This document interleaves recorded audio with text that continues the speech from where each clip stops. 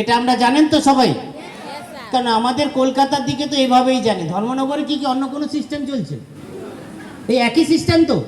তাহলে সবার জানা আছে। তাহলে পরিবার হ্যাপি কিভাবে হয়?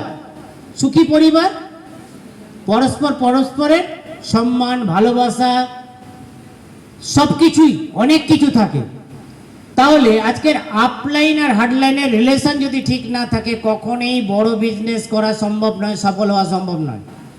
আমরা ভুলে যাই, যখন কোনো লিডার বেড়ে ওঠে, একটা সময় সাইকেলের টায়ার সারানোর পয়সা থাকে না, একটা সময় বাইকের তেল ভরার পয়সা থাকে না। সেইখান থেকে যাত্রাপথ শুরু হয়।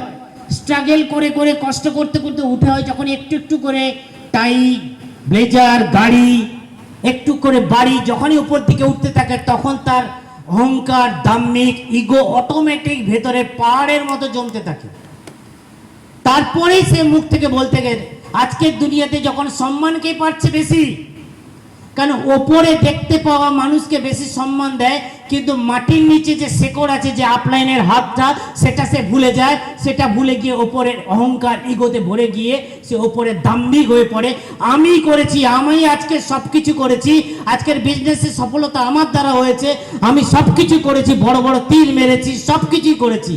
এটাই আমাকে ধ্বংস করে দেবে। যেদিন আপলাইনের হাতটা যেদিন ছেড়ে যাবে, সেদিন ও আর গাছ থাকবে না। যত বড় গাছ হোক না কেন, শেকড় যদি কাটা পড়ে যায়, ওর অবর্তমান কোথায় হবে? মাটিতে। বোঝাতে পেরেছি? বোঝাতে পেরেছি?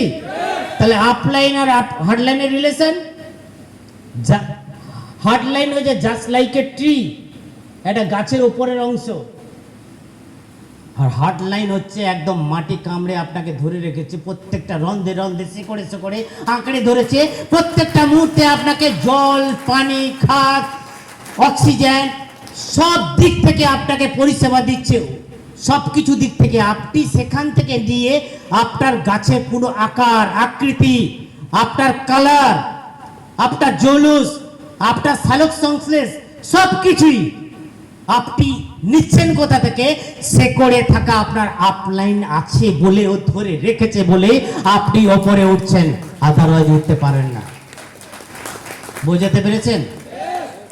আর হার্ডলাইন আর আপলাইনের আরেকটা মিনিং আমি বলি, এটা তো অবশ্যই সেকেন্ড। আরেকটা হার্ডলাইন আপলাইন কি?